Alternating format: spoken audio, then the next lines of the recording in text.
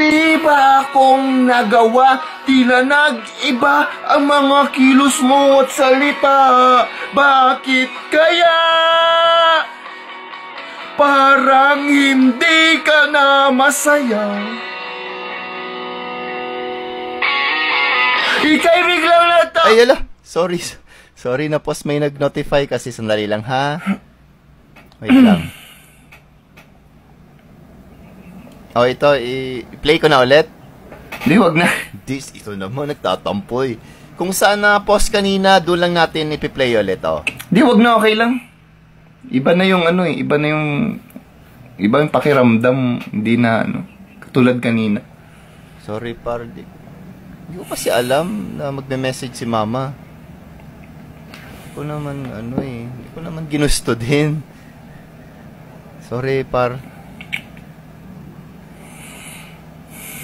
Grabe. Ganyan talaga. Grabe ito naman. Grabe ka naman magtampo para lang sa Sorry, par. Grabe, no? Ang ganda pala dito, no? Kailan ba nagbukas to dito? Hindi ko nga alam, eh.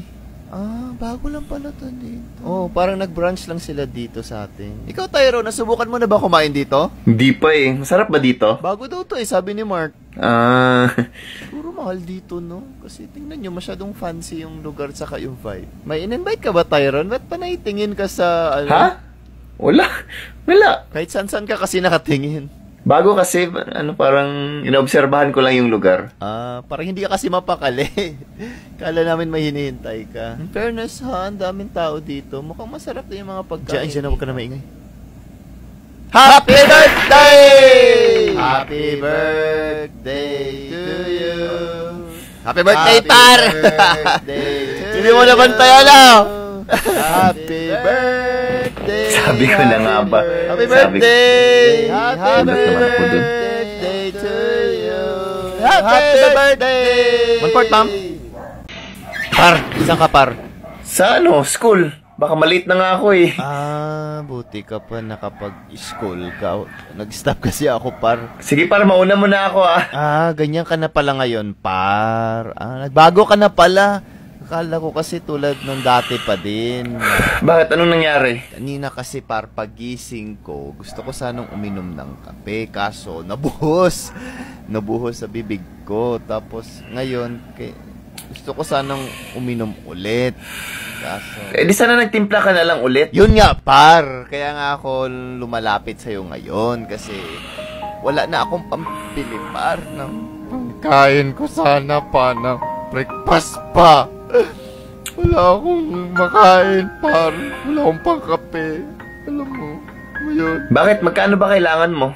Budget ko lang naman. Maliit lang. Yung budget ko lang pang breakfast ko. 1K, gano'n. Ano yung ganun kalaking pera? 1,000 para lang sa agahan mo? Grabe ka naman makapag-react, par. Para namang to. Siyempre, bibigyan mo ako ng breakfast. Lunch saka dinner na din. Par, anong problema? Par. Kung makahinga ka, parang hindi ka nakahinga ng 1 linggo. Ano yan? May problema ba? O may pinagdadaanan ka ba? Ano ba? Nabagsak ko kasi yung quiz kanina. Tapos? Hindi ko alam kung mapapasa ko pa tong SEM na to. Papagalitan na naman ako nila, Papa. Diba, par?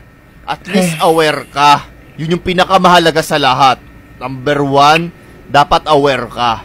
Number 2, palagi mong tandaan na bilog ang bola. Number 3, Christmas tree. Ganyan talaga ang buhay, par. Akala mo isda kang lumalangoy sa dagat. Yun pala, octopus ka. Gets mo, par? Na octopus ka, par? Par, gets mo? Oo. Diba? Ganun lang kadali, par. Ganyan ang buhay talaga. Parang sasakyan lang, par, na walang brake. Akala mo wala, meron pala. Kasi may dala kang brake fluid. Diba? Diba, par? One part, ma'am. Basta tandaan mo lang, par. Walang aircon na mainit. Ha? Walang mainit na aircon. Sabaw lang.